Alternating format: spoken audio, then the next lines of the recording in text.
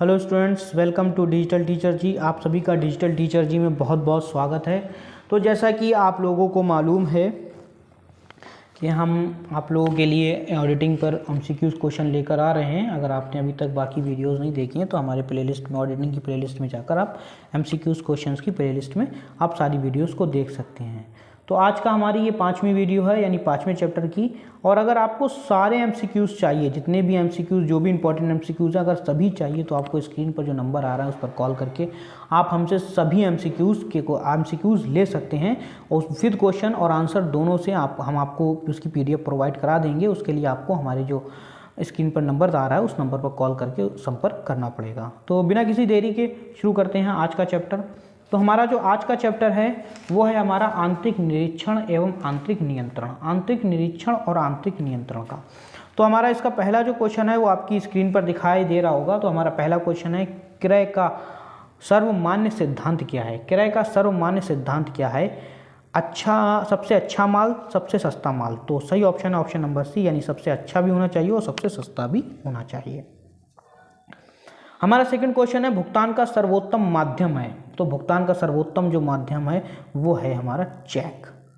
सही माध्यम क्या है? चेक। अगला है हमारा क्वेश्चन नंबर 3, आंतरिक नियंत्रण में शामिल है। आंतरिक नियंत्रण में क्या क्या शामिल है? तो आंतरिक नियंत्रण में क्या क्या शामिल है, इसके ऑप्शन को देखते हैं। तो इसके ऑप्शन में हमारा जो सबसे जो सही ऑप्शन है इसका वो है हमारा ऑप्शन नंबर बी, आर्थिक व अनार्थिक नियंत्रण व प्रशासकीय नियंत्रण। Option number B is the right answer. इसी के साथ हमारा फोर्थ जो क्वेश्चन है वो है, किसका क्षेत्र विस्तृत होता है? तो आंतरिक नियंत्रण का जो क्षेत्र है वो विस्तृत होता है। आंतरिक नियंत्रण का क्षेत्र क्या होता है? वो विस्तृत होता है। इसी के साथ चलते हैं हम अपने फिफ्थ क्वेश्चन की ओर। आपका फिफ्थ क्वेश्चन आपकी स्क्रीन पर दिखाई दे रहा होगा। तो वो क्या दिखाई दे रहा है? आंतरिक निरीक्षण सबसे अधिक उपयोगी होती है। आंतरिक निरीक्षण सबसे अधिक उपयोगी कब होती है? छोटी संस्थाओं के लिए, बड़ी संस्थाओं के लिए, मध्य स्तरीय संस्थाओं के लिए। तो सही ऑप्शन है ऑप्शन नंबर डी, उपयुक्त सभी के लिए। इसी के साथ हमारा 6th वाला क्वेश्चन है, कौन सा कथन सत्य है? तो इसमें जो सत्य कथन है उसको हमें ढूंढना है। तो हमारा पहला दे रहा है, प्रभावी आंतरिक निरीक्षण प्रणाली गबन की संभावना को कम करती है। आंतरिक निरीक्षण व आंतरिक नियंत्रण में अंतर होता है। तो ये दोनों ही हमारी सही कथन है। तो इसका सही ऑप्शन है ऑप्शन नंबर सी, उपयुक्त ए बी दोनों। इसी के साथ हमारा जो 7th क्वेश्चन है वो आपकी स्क्रीन पर दिखाई दे रहा है। तो आपकी स्क्रीन पर जो क्या दिखाई दे रहा है, 7th क्वेश्चन क्या कह रहा है हमारा, आंतरिक निरीक्षण में फिलिंदा ब्लैंक है उसके बाद शामिल होता है। आंतरिक निरीक्षण में क्या शामिल होता है? तो आंतरिक निरीक्षण में लेखा एवं उसकी जांच दोनों ही शामिल होते हैं। लेखा और उसकी जांच दोनों ही शामिल होते हैं आंतरिक निरीक्षण में। इसी के साथ हमारा 8वां क्वेश्चन, आंतरिक नियंत्रण में अंकेक्षण को अध्ययन करना चाहिए। आंतरिक नियंत्रण में अंकेक्षण को किसका अध्ययन करना चाहिए? तो 8 का जो हमारा इसमें सही ऑप्शन हमारा क्या है?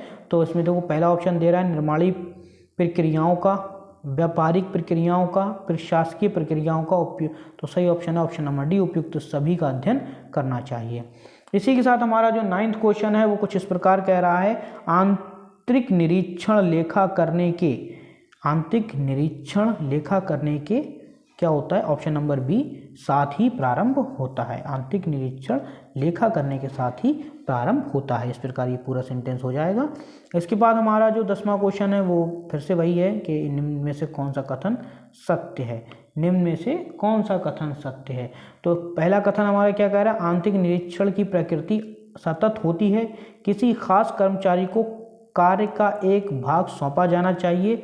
स्वीकीय संतुलन पद्धति सफल आंतरिक निरीक्षण प्रणाली की सफलता के लिए आवश्यक होती है। तो इसका सही ऑप्शन है ऑप्शन नंबर डी, उपयुक्त सभी।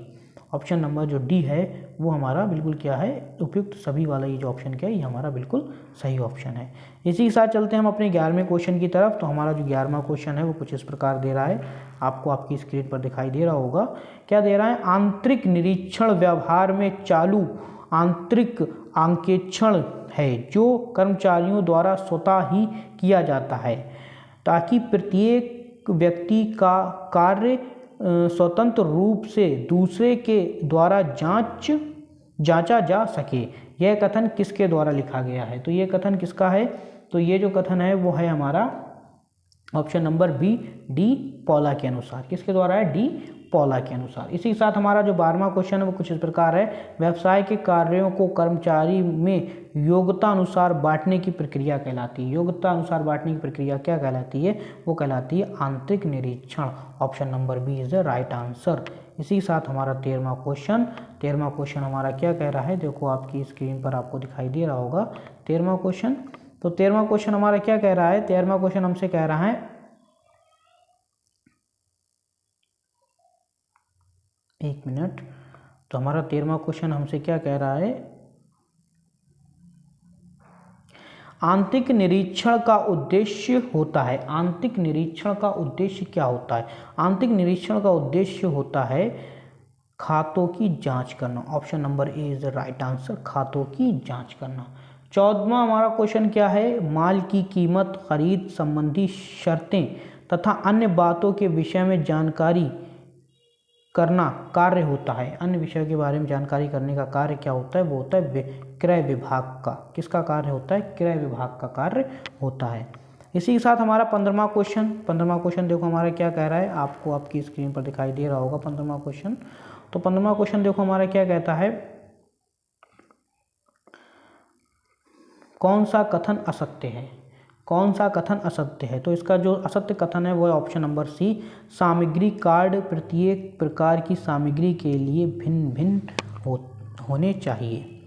इसी के साथ हमारा जो अगला जो क्वेश्चन है 16 क्वेश्चन, तो 16 क्वेश्चन आपको आपकी स्क्रीन पर दिखाई दे रहा होगा। 16 क्वेश्चन क्या कह रहा है? भंडार के सामान के बाहर जाने के लिए प्रयोग होना चाहिए। क्या होना चाहिए? आज्ञा पत्रों का प्रयोग होना चाहिए। किसका होना चाहिए? Option number A is right answer, आज्ञा पत्रों का। 17वां क्वेश्चन आपकी स्क्रीन पर दे रहा है, श्रम विभाजन के नियम पर आधारित है। श्रम विभाजन मतलब किसके नियम पर आधारित है?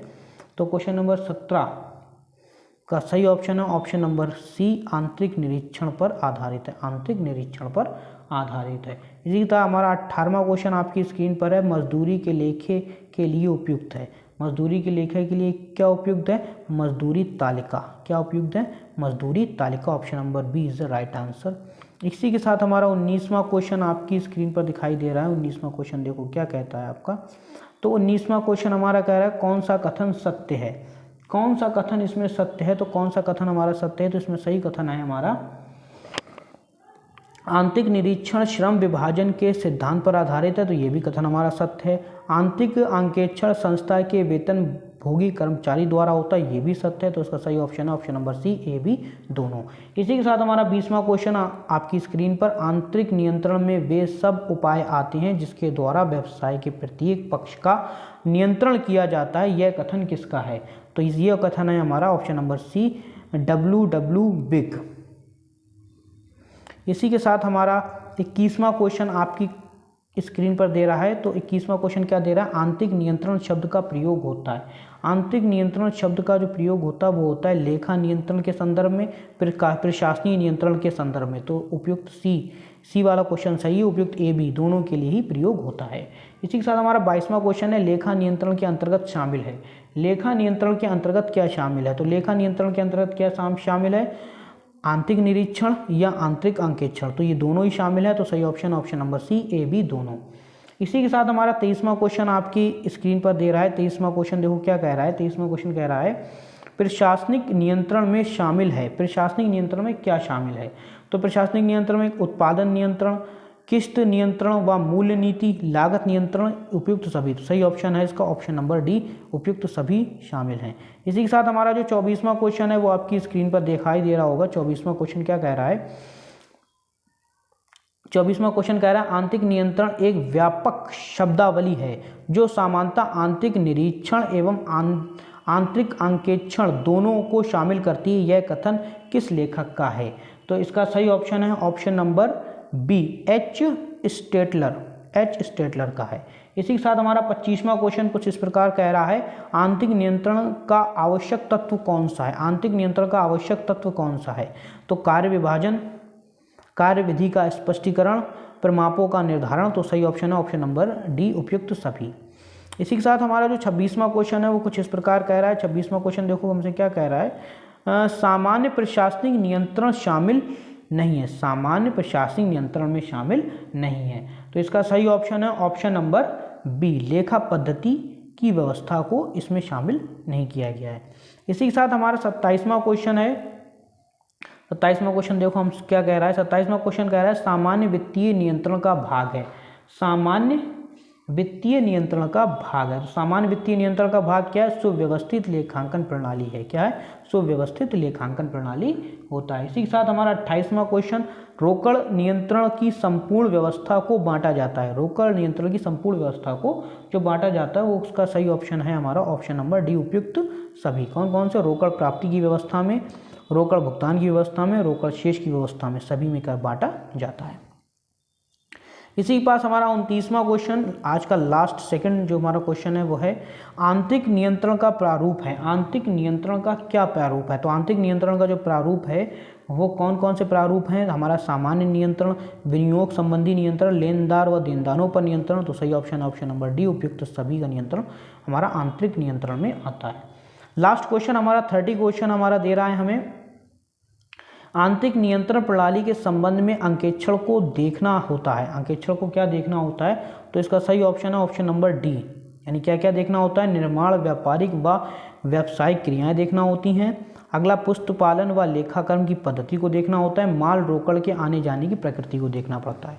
इस प्रकार ये हमारी 30 क्वेश्चन की जो सीरीज़ थी वो समाप्त होती, लेकिन अभी इसमें क्वेश्चन समाप्त तो नहीं हो गए, क्वेश्चन अभी बहुत सारे इसमें बाकी हैं। और अगर आपको इन सभी क्वेश्चंस के आंसर चाहिए हैं, क्वेश्चन और आंसर दोनों चाहिए, उसकी PDF चाहिए, तो स्क्रीन पर जो नंबर आ रहा है उस पर कॉल करके आप हमसे इसकी PDF प्राप्त कर सकते हैं।